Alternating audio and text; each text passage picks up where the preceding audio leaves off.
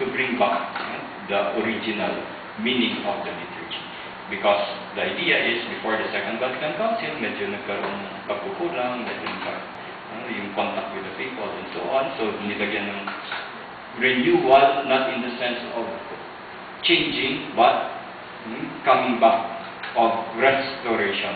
So that liturgy would truly be mas malapit sa tao and so on. So the Eucharist is above all sacrifice.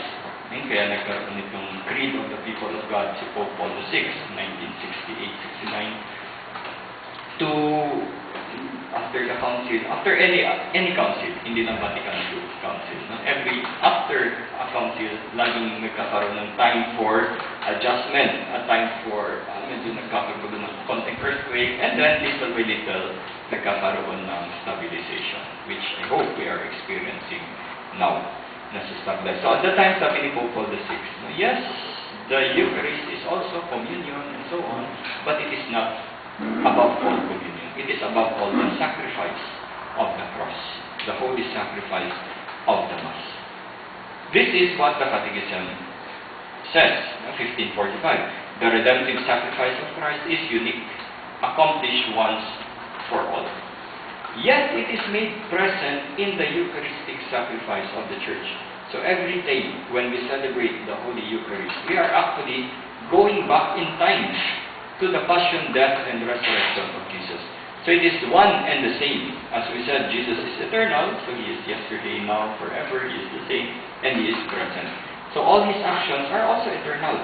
His redemptive sacrifice on the cross is also eternal. So it's still, as of now, nandun pa rin. And we renew not in the sense of repeating that one sacrifice, but representing in the most literal sense, to represent, not in the sense of symbolizing. It is, the Mass is a symbol of Calvary.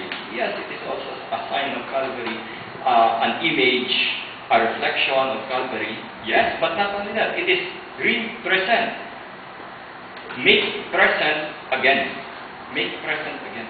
So when we celebrate the Mass, it is like going inside a time machine. Di ba? Marami tayong mga sine, time machine, back to the future, di ba? Mga ano-ano, yung naging asawa niya, yung nanay niya pala, kasi bumalik siya sa time, something like that. Or pakasok ka sa time, you move forward, you move backward. Ganito din actually ang Mass. When we celebrate the Mass, we go back 2,000 years. And we are there present on Calvary.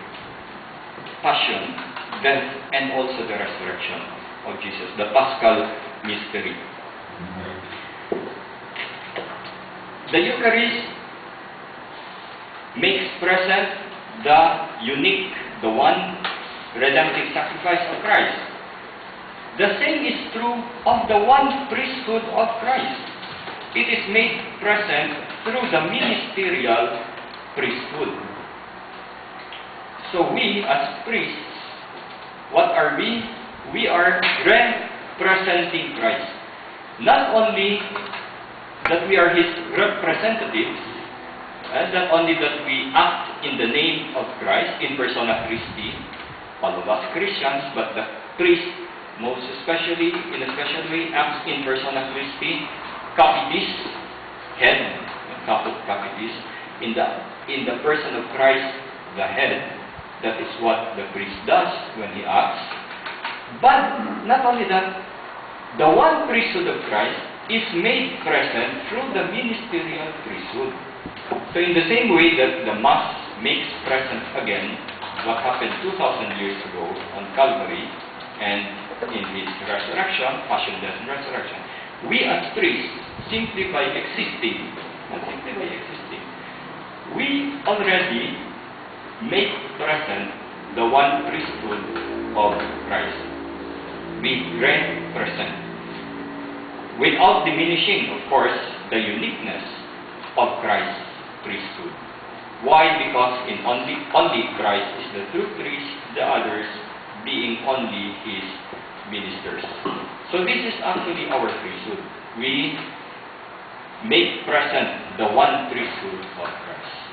And we cannot go away from this responsibility, from this gift, from this challenge at the same time. So it is always a big grace for us, and also a big gift from God. Yes, He gives us all these graces, He gives us all this work. But at the same time, it is a push. God is pushing. God is challenging us to do this, to do that, to avoid this, to avoid that. We participate in the one priesthood of Christ. How? As Christians and as priests. 1592, CCC, 1592. The ministerial priesthood differs in essence from the common priesthood of the faithful. So not only in degree, in grade, but in essence. It is a different thing. A completely different thing. And so it's like, let's say, birds. Sabi nila, birds of the same feather flock together. The birds of the same feather flock together. Different birds, but they are all birds. So medyo magkapareho. In our case, magkaiba yung bird sa baka. Magkaibang yan. Magkaibang, ano ba yun? Kingdom, phylum. Magkaibang phylum.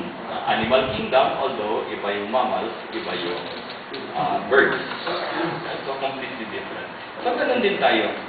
Ministerial priesthood and the common priesthood. Lahat tayo Christians, yes. But our priesthood is different in essence. Because it confers a sacred power for the service of the faithful. The ordained ministers exercise their service for the people of God by teaching munus docendi,